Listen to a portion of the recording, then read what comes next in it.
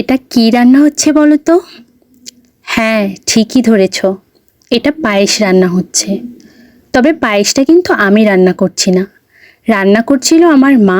তবে আমি ভিডিও করার জন্য হালকা একটু নেড়ে দিয়েছি, এই আর কি। তবে এই পায়েস রান্নার উপলক্ষটা হলো কাল কিন্তু শুভদার জন্মদিন। তো মাকে দিয়ে পায়েসটা রান্না করিয়ে নিয়েছিলাম, আর আমি ওকে রাত 12টায় সারপ্রাইজ দিতে চেয়েছিলাম। তো এটা ওর জন্য সেই সারপ্রাইজ কেকটা। যদিও বিয়ের পর এটা তার দ্বিতীয় জন্মদিন। গত বছর ওর জন্মদিনের এই সময়টাতে ও অনেক বেশি অসুস্থ ছিল, এ কারণে চাইলেও আর কোনো কিছুই করে ওঠা সম্ভব হয়নি। তো এবছর চেয়েছিলাম ওকে একটু সারপ্রাইজ দেব, আর ও সত্যিই অনেক বেশি সারপ্রাইজ হয়েছিল। আর এই পুরো প্ল্যানটা করতে আমাকে হেল্প করেছিল আমার কাকাতো বোন। ওর অবদানটা সত্যিই অস্বীকার করারই নয়।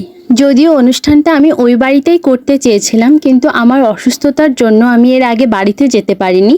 আর ও আমাকে নিতে ঠিক আজকের দিনেই আমাদের বাড়িতে এসেছে।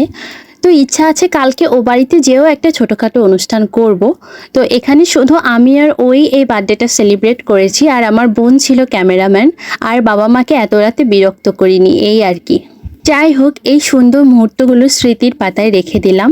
আর সকালবেলা বাবা মাও কিন্তু ওকে আশীর্বাদ করে নিল, মানে জন্মদিনে যে রিচুয়ালটা আমাদের হিন্দু ফ্যামিলিতে হয় সেটাই।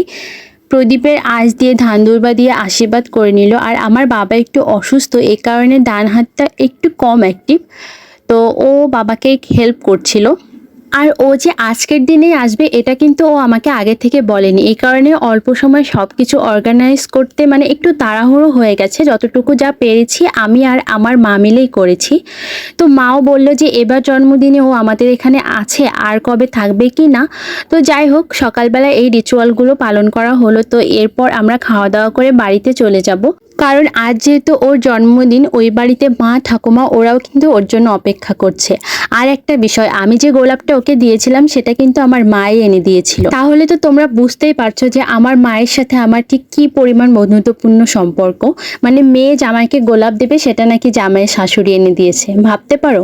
তো যাই হোক, এবার আমরা গুছিয়ে নিয়েছি আর এই যে রওনাও দিয়ে দিয়েছি। আর মা কিন্তু আমার ব্যাগটা নিয়ে এগিয়ে দিতে যাচ্ছে।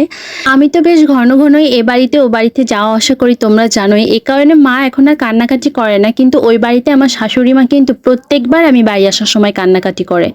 তো ওই যে শুভদা কিন্তু ব্যাগটা নিচ্ছে, আর মা একটা ব্যাগে ওল নিয়েছে, মানে বড় একটা ওল বাবা তুলে দিয়েছে, তা প্রায় 5.5 কেজির মতো ওজন হবে।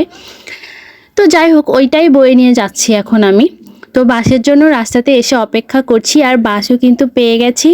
আমি কিন্তু সিটে বসে পড়েছিলাম, আর আমার কর্তামশাই পিছনে আরেকটা সিটে বসেছিল। সবসময় মনে হয় যে এত ঘন ঘন যাওয়া আসা করি আমার হয়তো ব্যাগ ঠ্যাগ হবে না, কিন্তু কেন জানি না প্রতিবারই যাওয়া আসার সময় একটা দুটো ব্যাগ হয়েই যায়। তো আমরা কিন্তু চলে এসেছি, আর এই যে ভ্যান ধরে এখন কিন্তু বাড়িতেও চলে যাচ্ছি। বাড়িতেও কিন্তু আমার শাশুড়ি মা অনেক বড় একটা কড়াইতে পায়েস রান্না করছে, আমাকে আগেই ফোন করে জানিয়ে দিয়েছে।